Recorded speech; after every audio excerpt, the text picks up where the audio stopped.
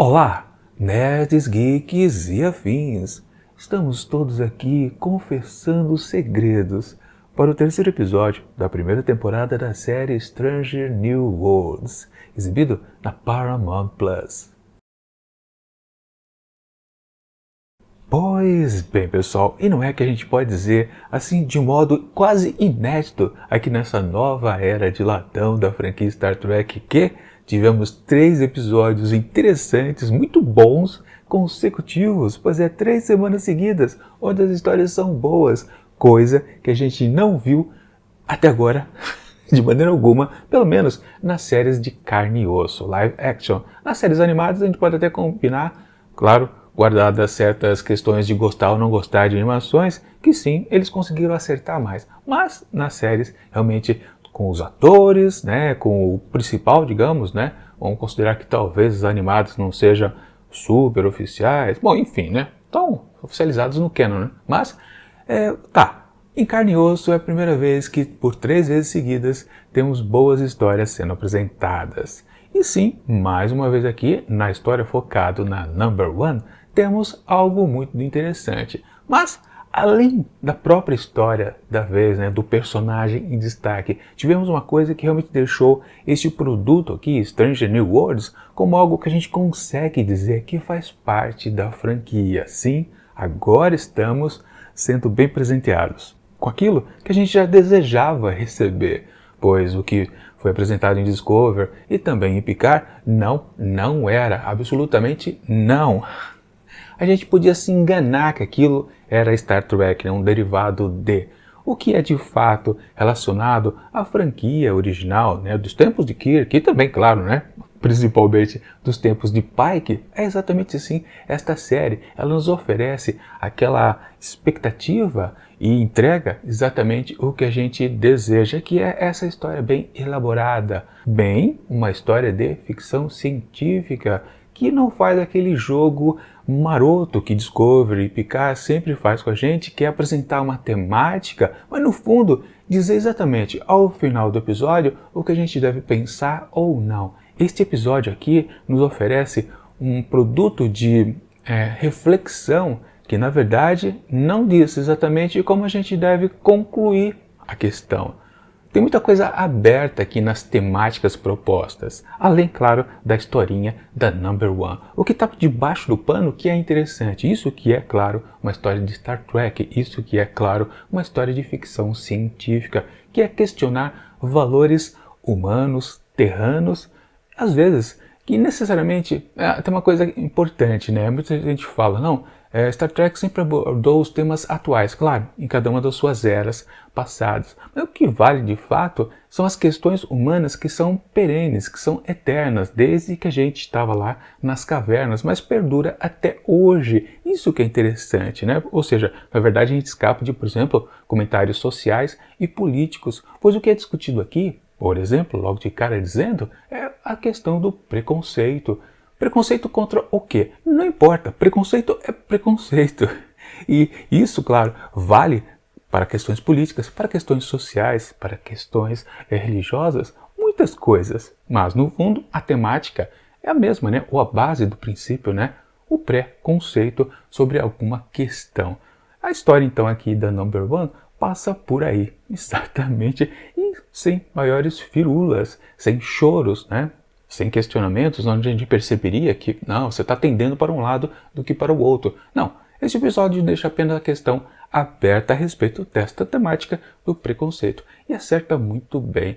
Na verdade, o episódio até dá um brinde a mais para nós ao final, né, quando ele se conecta. Ou seja, a história sai um pouquinho, quer dizer, não sai totalmente, né, mas sai um pouco da Number One e cai no médico da nave, M'Benga. Pois é, de uma maneira completamente inesperada. Eu realmente fiquei surpreso. E na verdade isso foi um fecho, acho que bem de ouro, digamos assim, né? O que deixou o episódio realmente muito interessante. Mas, exatamente do que se trata essa aventura aqui semanal. Simplesmente eles estão indo a um certo planeta, aí a gente pode até considerar uma coisa, né? Eles estão lá analisando a respeito dessas sociedades, os ilirianos, né? Que na verdade eles não têm um planeta fixo, né? Eles vagueiam para lá e para cá. Aliás, essa espécie já apareceu, por exemplo, lá em Enterprise, né? Nas aventuras de Archer. E é uma questão interessante que a gente pode colocar aqui, peraí, mas por que eles estão lá fuçando, não tem nada no planeta, mas eles não são renegados da Federação, porque justamente, né, essa espécie, eles se adaptam aos planetas, eles são viajantes também, podemos considerar, né? Mas quando eles vão a um certo planeta, eles se adaptam de alguma forma, eles não apenas vão lá e tentam, digamos, mudar o planeta, é o contrário, eles se mudam, eles se modificam para aceitar o novo ambiente onde eles estão fazendo suas explorações. Ou seja, é uma espécie que, sim, admite passar por alterações genéticas de se melhorar para poder estar num novo ambiente. Claro que isso foi completamente banido nas questões ali da Terra, lá nas guerras eugênicas, né? Sim, aquela coisa lá de Khan também envolvido, né? Onde temos agora confirmado uma descendente aqui, né? Laan é uma descendente de Khan, sim. Ponto, né? O que, claro, já dá aquela confusão, né? Porque quando o Enterprise, na época de Kirk, 10 anos para frente, encontrou com Khan, ninguém sabia quem era Khan de fato. Nem Spock, como é que Spock não lembrou? Pô, tinha uma descendente sua aqui, anos atrás, aqui bem dentro dessa mesma nave. Por que ele não lembrou, né? Tem alguma coisa a ser explicada aí, com certeza. Mas, de qualquer forma, na questão dos aumentados, dos geneticamente modificados para novas intempéries. E eles estão, então, ali pesquisando nesse planetinha aí, que tem uma tempestade iônica, e é suficiente para arranjar o problema da semana, que é exatamente, né, pau no teletransporte. Uma coisa super original, né? Não, isso sempre acontece. E, claro, também uma coisa que já a gente viu muitas vezes também, que é toda a tripulação ficar adoentada, né? É uma contaminação para lá e para cá de uma doença misteriosa esquisita que sempre gera comportamentos meio obtusos do pessoal, né? Lembrando, por exemplo, o tempo de nudez lá da série do Kirk, né?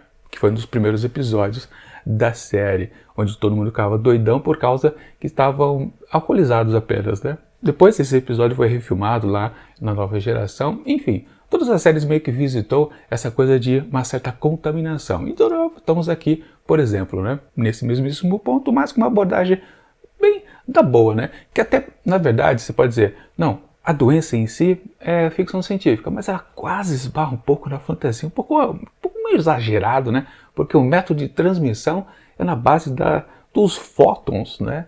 Aliás, eu estava revendo aqui o episódio e fui perceber quando foi que aquele cadete ele se contaminou, né? Que ele abriu lá um armário e ficou fuçando o que tinha lá dentro, né? Mas dá para perceber que sim, tem alguns pontinhos de luz que vão em direção ao corpo do Alferes. Foi ele realmente que ele se contaminou, né? Mas depois essa transmissão não é passada em tela pra gente. Simplesmente a gente fica sabendo que toda a tripulação já está completamente, né, doidona, né? Querendo luz, luz e mais luz.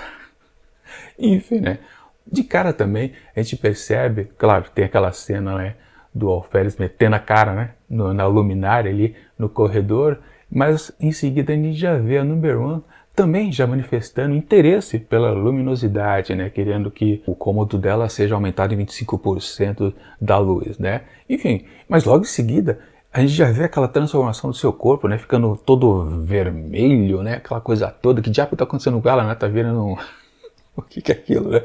Me lembrou lá a cena do Homem de Ferro, né? Homem de Ferro 3. Lembro daquela cena que os caras explodiam, né? Enfim. Mas na verdade ali era o seu sistema imunológico funcionando. Claro que naquele momento ali específico do episódio a gente estava... O que já aconteceu com ela? Claro, quando ela vai lá para enfermaria e M. Benga começa a fazer as pesquisas... E depois se conclui que ela poderia ter um certo antídoto para todo mundo, ou poderia, mas não tem, né? Porque na verdade, quando teve justamente aquela manifestação do seu corpo, né, tentando se rearranjar aquela coisa que entrou nela, né, que curiosamente também já estava num planeta onde seus antigos ancestrais também estavam, né? Quer dizer, não são ancestrais, né? São colegas de espécie, né? Ela é de outro planeta, né? Enfim, né? A gente ficou sabendo que um grande mistério, né, coisa que a gente nunca sabia a respeito da Number One, né? Quer dizer, essa personagem era uma tela em branco para ser desenvolvida. Lá do episódio piloto, o The Cage, que foi o primeiro rejeitado, né, lá da série original, nós não sabíamos nada a respeito da Number One. Apenas que era uma personagem forte, mas das suas origens, sua base, nada. Isso nunca foi escrito pra gente. E agora, claro, A oportunidade que esta série aqui, Strange New Worlds, tem é realmente compor um quadro bastante do interessante, sem, claro, descaracterizar essa personagem que tem uma postura bem resoluta. Ela continua, claro, muito bem aqui nesse episódio, mas colocar ela como um ser que, na verdade, né, toda a tripulação da Strange New Worlds, da Enterprise aqui em Strange New Worlds, parecia mais forrada de humanos, mas na verdade não. Por exemplo, ela não é uma humana, ela é uma iliriana. Ok, que claro tem a mesma aparência que a nossa, ou não, né? Porque pode ser que eles também tinham sido alterados para isso. Exatamente, né? Eles estavam num planeta de colonos humanos, eles se alteraram para ficar com a nossa aparência. Basicamente isso, né? O que não é um problema, de fato. Ok, e temos então que, quando ela coloca as cartas sobre a mesa, dizendo realmente quem ela é, confessando para o doutor, né? A gente tem uma solução para o problema, mas também não temos, né? Porque ele logo diz que, não, eu já estava dizendo isso antes, né? Estou repetindo, ele poderia usar lá o sangue dela como antídoto se tivesse sido na hora que seu corpo começou a fazer os anticorpos exatamente daquela infestação que ela havia recebido ali, que gerava, né, a atração pela luz. Mas do jeito que estava, não dava, não tinha solução. Ou seja, já não tinha mais gente ali não contaminada dentro da Enterprise, né? Só estava sobrando o M'Benga, a Chapel e também a própria número 1, que estava completamente imune, então, àquela doença ali, aquele vírus, né? Mas M'Benga também já estava contaminado. E é curioso, né, que a gente vê mais ou menos alguns detalhes, uns flertes de mistério exatamente em cima dele. Só que a gente confunde e pensa, não, o comportamento esquisito dele em relação ao teletransporte é porque ele também já está contaminado, né? Mas não é isso.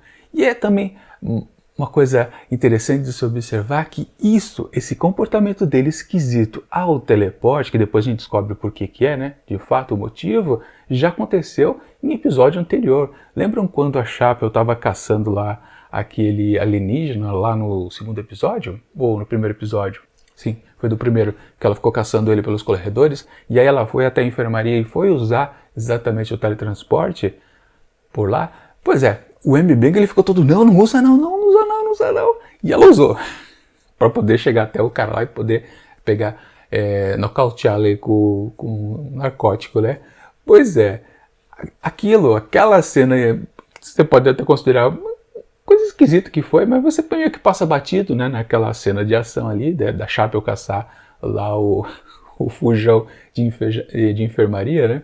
A gente até nota que está esquisito, mas não leva adiante. A explicação era isso, né? Realmente eles já tinham adiantado para a gente que sim, há uma questão referente ao médico ali, né? Ou seja, quando a gente dizia então que ele não havia participado muito dos 2 primeiros episódios, na verdade, em termos de trama pessoal, ele já estava vendendo o peixe, que ele tinha alguma coisa com o teleporte, que depois, claro, a gente descobre que tem relação com a sua filha doentada. Bom, e falando em doença específica, né, para resolver o problema então aqui da questão da vez, com aquela coisa da contaminação, aquele desejo de querer mais e mais luz e ter comportamentos um pouquinho agressivos, né, acabou resultando que precisou da ajuda da Lan, né, quando as duas personagens, a Lan e a Number One, meio que estavam numa certa indisposição, digamos assim, porque no fundo, as duas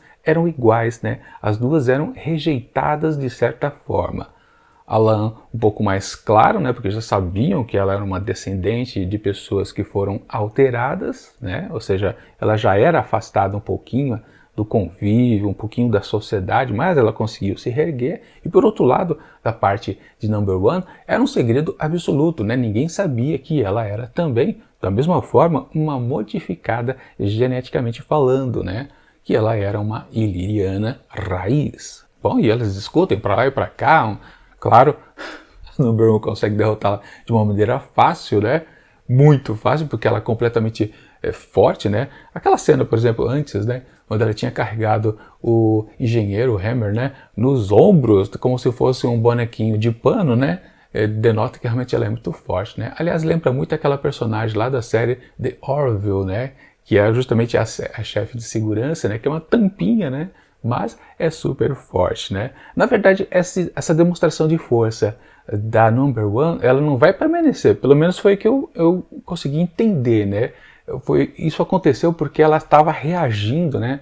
O seu corpo estava tentando se livrar lá daquele... fazendo exatamente o anticorpo, né? E dali que ela ficou forte. Eu não acho que ela vai continuar forte o tempo todo, porque senão ela vai ficar muito parecida, né? Com o personagem lá de Orville, que agora me fugiu o nome. Aliás, falando nisso, deixa eu avisar para vocês que eu vou começar a fazer uma certa maratona também da primeira e da segunda temporada de Orville, me preparando para a terceira, que estreia agora em 2 de junho. Ou seja, sempre na mesma semana eu vou estar fazendo comentário a respeito do episódio da vez relacionado à primeira, à segunda e à terceira temporada. Sempre em dias diferentes, claro, né? Na segunda da primeira temporada, na terça da segunda e na sexta-feira da nova terceira temporada. Sempre para acompanhar o desenvolvimento das temporadas ao longo desses 3 anos de Orville, né? De Orville, né? Enfim. Bom, voltando aqui à temática desta semana de Stranger New Worlds. No fundo, a resolução do episódio, né? A solução, né?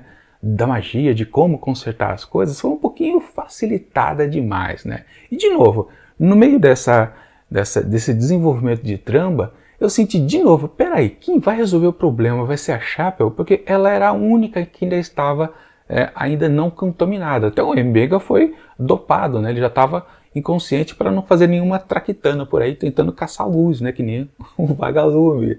E de novo, parecia, caramba, vai ser na mão dela de novo a solução? Mas no fundo, não, né? Quer dizer, em termos de não deixar o personagem do médico, o M'Benga, completamente arrasado, como estava acontecendo nos 2 episódios anteriores. Lembram, né? Nas 2 situações onde a Chapel brilhou, ela veio com uma solução. Na verdade, em termos de comparação com outras séries, as antigas, quem faria aquilo, a solução genial, seria o médico da nave. E no caso, M'Benga não participou. Aliás, no segundo episódio, ele não apareceu, né? Nem apareceu em fundo de cena. Ele literalmente estava fora. Mas a solução veio através da Chapel. E de novo aqui, quando estava tudo nesse esquema, que ele estava inconsciente e ela estava ainda acordada, eu falei, caramba, é ela que vai solucionar tudo. Mas, como eu disse, na verdade eles estavam guardando a surpresinha ao final, que era a revelação que M'Benga guardava a própria filha ali dentro do buffer do teletransporte, que é algo bastante curioso. E de novo, tem a ver com a temática, ou seja, não foi uma historinha B jogada do nada. É curioso, né? O que passa na cabeça dele, né? Do M'Benga, né? A situação onde ele se coloca, né? Que ele precisa salvar vidas, mas no caso ele não consegue porque ele está preocupado em salvar apenas uma, né? Aquela coisa do coletivo frente a apenas uma unidade, né? No caso, uma unidade familiar, né? No caso, porque é ele e a filha, então é um coletivo também de qualquer forma, mas ele está meio que privilegiando salvar a sua cria do que tentar salvar aos outros, mesmo que, né, naquela possibilidade ali que ele tem, né, naquele momento de preservar ela dentro do buffer lá do teletransporte, não exatamente ele está prejudicando de uma maneira clara, né, mas como ele estava fazendo tudo às escondidas, quando lá o engenheiro Hammer precisou utilizar algumas coisas do teletransporte da enfermaria, aí que veio a tal da contaminação, né, enfim, mas no fundo a temática até se transmuta para outra coisa ao final do episódio, que é a questão do perdão. Por exemplo, o pai que perdoou a número 1 por ela nunca ter revelado que ela era uma iliriana, né? Ou seja, uma pessoa que não podia estar ali pertencendo aos quadros da Frota Estelar, não podia estar renegada da toda a federação, né? E acabou perdoando porque, claro, é ela. No fundo, é ela. Vamos combinar, né? Que é a questão também que ela discute depois ao final do episódio. Mas, por sua vez, a Number 1 também acaba perdoando o médico. M'Benga estava se sacrificando por causa da filha. E ela meio que entendeu, né? Que o que ele estava fazendo é talvez algo que ela também tivesse. Guardando um segredo imperdoável. Do mesmo modo, né? Que seria censurado. Que seria motivo de corte marcial. E por aí vai, né? Ou seja, se Pike a perdoou, ela perdoou M'Benga. E de novo, parece que isso também não dá em nada.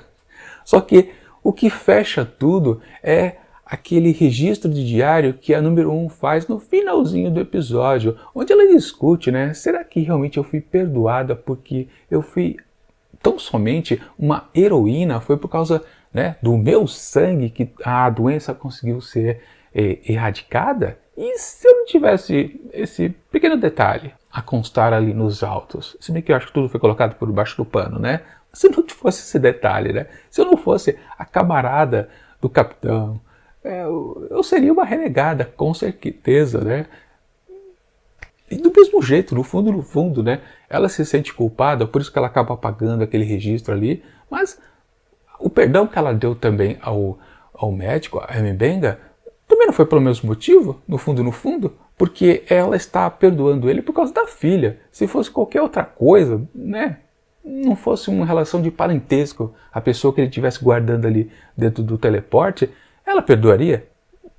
Não dá para saber, né? É uma questão aberta, que ali eu digo que é a parte boa do episódio. Ele não diz pra gente exatamente como a gente deve pensar, ele só apresenta dois problemas super interessantes, que é a relação exatamente do perdão, no fundo, aqui no final do episódio. Ou seja, o tempo todo a gente achava que a gente estava recebendo uma história a respeito do preconceito, mas a gente estava vendo no fundo algo a respeito do perdão, que também é uma questão completamente humana, é uma coisa atemporal. Ou seja, como é possível a gente perdoar um ato que sai fora das regras? Ou seja, as regras, de fato, elas são interessantes em todos os momentos ou só em certos casos? E aí, claro, a gente pode passar por cima, como o pai que passou facilmente. E por sua vez também, Number One passou por cima também de qualquer menção de querer denunciar o médico. Afinal de contas, só ela sabia, né? Só ela deduziu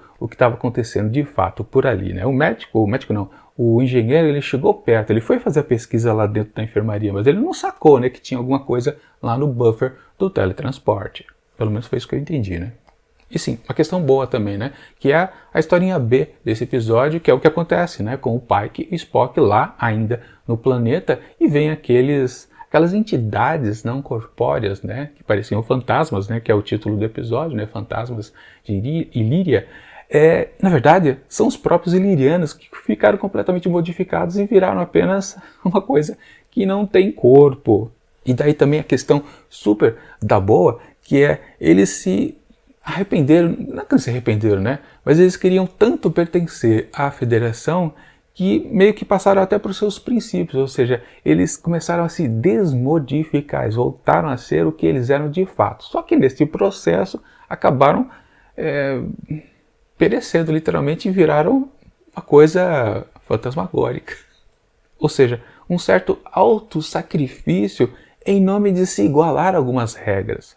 Pois é, se a Number One e o Mbenga, eles fugiram às regras e se prejudicaram por causa disso, os ilirianos ali que estavam naquele planeta, especificamente para entrarem nas regras, acabaram de alguma forma perecendo, porque eles estão em outro estado, né? Mas claro, se eles ajudaram tanto o Pike quanto o Spock, no fundo, eles não, entre aspas, morreram de fato. Eles só são agora uma outra coisa, mas no fundo ainda estavam tentando ser o que eles eram antes, para de novo entrar dentro das regras. E aí, voltando à temática, entrar dentro da regra, porque a Federação, no fundo, por causa dos seus estatutos, ela não deixa de ser preconceituosa.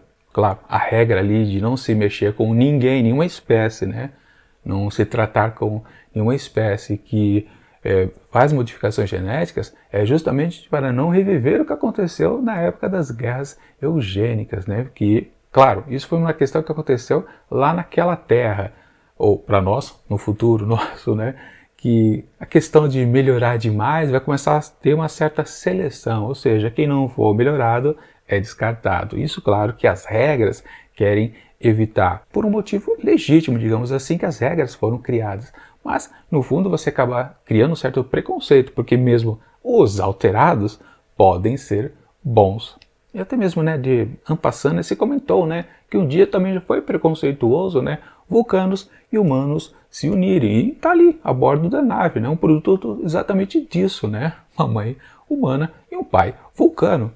Sr. Spock, apenas isso. Enfim, um episódio muito interessante, que ele não se vale apenas da historinha da vez, do problema da semana, do monstro, ou então do argumento de ficção científica, né? Que eu falei, meio quase esbarra um pouquinho a questão ali do vírus, porque se transmite por fótons de luz praticamente, né, se esbarra na fantasia. Não é só por isso que o episódio é interessante. Claro, tudo isso aqui é bom e é o que a gente gosta de ver nos episódios da franquia, mas as discussões internas sobre preconceito, sobre culpa, sobre perdão e sobre a própria existência, porque tudo aqui está relacionado também com isso, ou seja, todas as temáticas de discussão do episódio são questões puramente humanas, que não estão relacionadas com o momento da vez do que a série está sendo produzida. Não tem comentário social, não tem comentário político.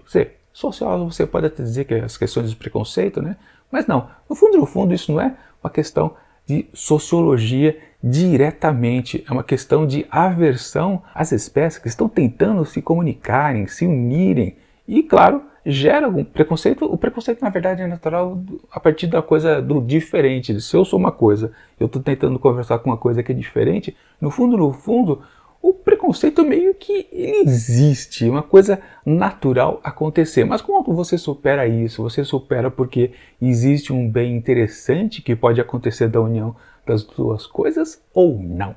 Este que é a questão, né? Que o ou não que é importante, é o que o episódio também discute aqui com a gente, faz a gente pensar a respeito, né?